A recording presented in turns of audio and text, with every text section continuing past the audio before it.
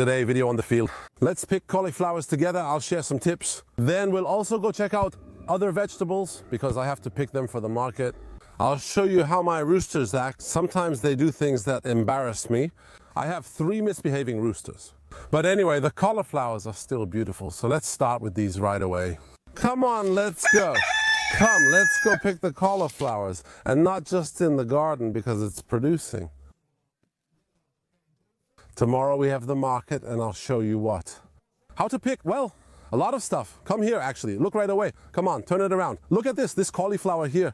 Look at this. No, come on, you clean it like this. Look at this little thing. Look at this.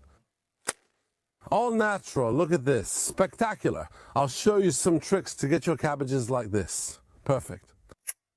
I'm always the one who acts like a clown. Then I have to go pick up all this stuff here because it annoys me to see leaves lying around. Well, it happens. Let's pick everything up. Let's go gather it. As you know, I have a farm, so on Tuesdays we have a market here at the farm. They usually reserve vegetables with me and we have to go pick them. I'm going to check the cauliflowers since they're the first to be ready. Cauliflowers, these are the ones. They're called biancolata, if I'm not mistaken, because they're a very, very wide variety. The cream-colored ones usually come later. Come, let me show you 2 things now. Cauliflower is a plant, or rather a vegetable, that's a bit tricky. In fact, it's very, very delicate and has various problems, including mold. If it's a rainy year, cauliflower suffers a lot. It really does, especially when it freezes. In fact, the best cauliflowers I grow are before mid-November in the field. After mid-November, I grow them in the greenhouse where I reduce the problems. Come, let me show you more. I mean concretely. So, you see the cauliflower is basically made up of all these little mounds. The water goes down into these parts, and since it's not in contact with the wind, mold forms. And that's it. You often struggle to eat them, especially small cauliflower leaves. See how it closes to protect itself. Look here, see how it does that? Look here, do you see it? You see how it tends to protect it. This cauliflower here has a problem. No, I have to show you. This cauliflower, here, the little droppings.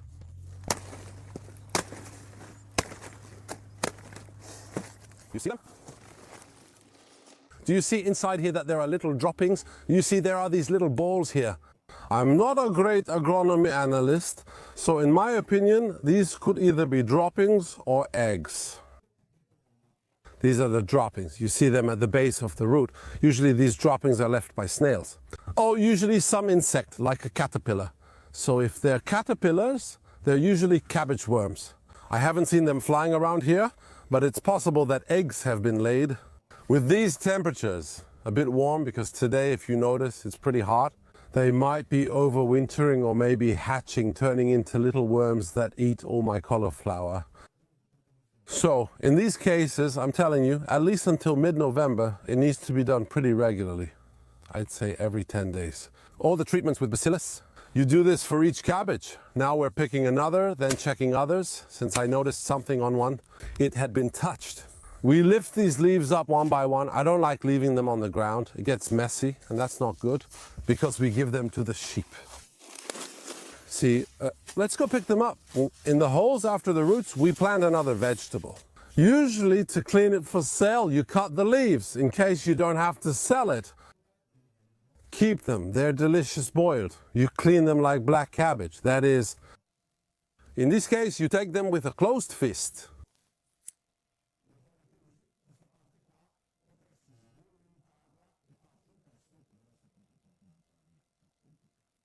Let's go the long way. Also, the black sheep was limping yesterday. I don't know why.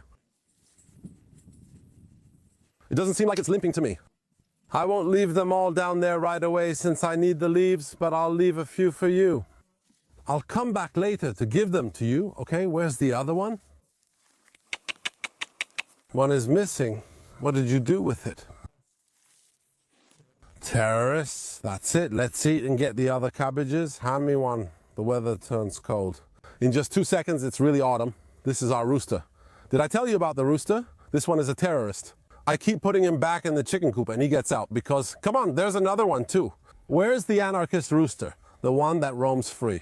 He wanders but never pecks in the garden or does anything. Very good and well behaved. The other rooster, a pen rooster, stays with the sheep, and now he's gone back there. Look at him there, look at him there, look at him there. Do you see him? That one is the only one who manages to get along with the sheep. The only one. Others get beaten, but sometimes he climbs on their backs. I don't know, they're going, come see them, see, he gets along, he's the only one. And then we have the one in the chicken coop who's in there, and he's the rooster of Moore, rooster of Aram, and he has his hens, and he's doing well. I have 3 roosters, each with different personalities. Now back to the cabbages. Let's take a walk. So let me explain a bit how things are. Black cabbage, we have 2 rows, and at the front we have Brussels sprouts. There should be more cauliflowers here. Are these the ones? We planted several radicchios here. We're replanting them because there were others before. These are what we have now. These are turnip greens, which I've never grown before. They seem to be coming out well. I don't know when to harvest them, so if you can help me out in the comments below. Now I'll show you. Come on, let me show you, because I don't know when to harvest them. I don't even know how to harvest them, because we don't grow turnip greens where I'm from. Come here. So look, I'll pull one out for you. I mean, you see, but I should be selling this stuff, and I don't know what I'm supposed to sell. They turned out well. We don't grow turnip greens where I'm from. I can't say why. Then we have, sorry, come on, come on, come on. Here, forget about Rocco Siffredi.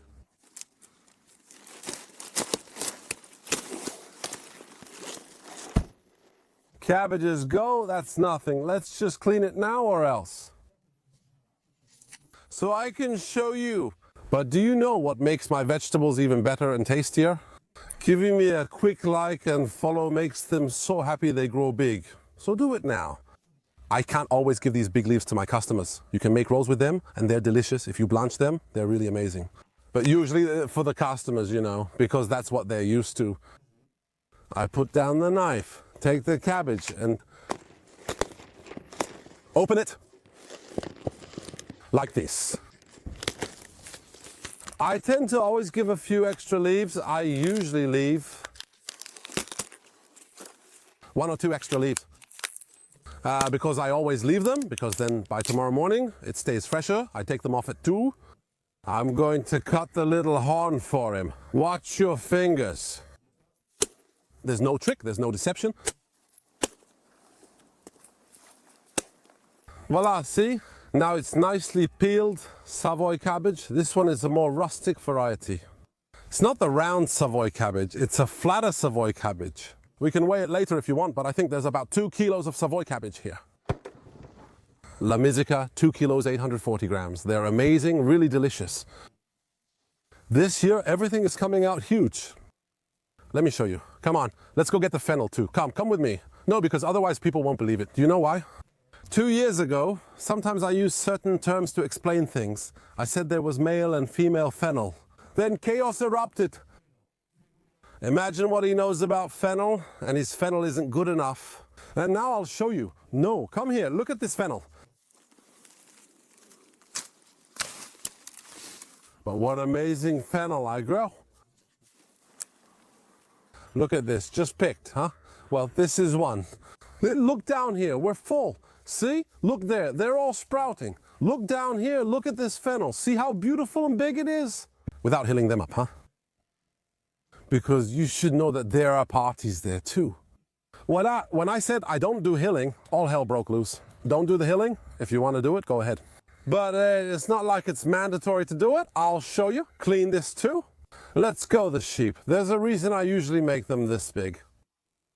I'm keeping the roots here too. Good heavens, 2 years ago. Because with Stefano Cerveni, he's a Michelin-starred chef, and the only Michelin-starred chef. In Franciacorta, he makes a very special dish with fennel roots. Because once we were out in the field and he started tasting the roots, he said, Matteo, this root is amazing. And then he gave it to me.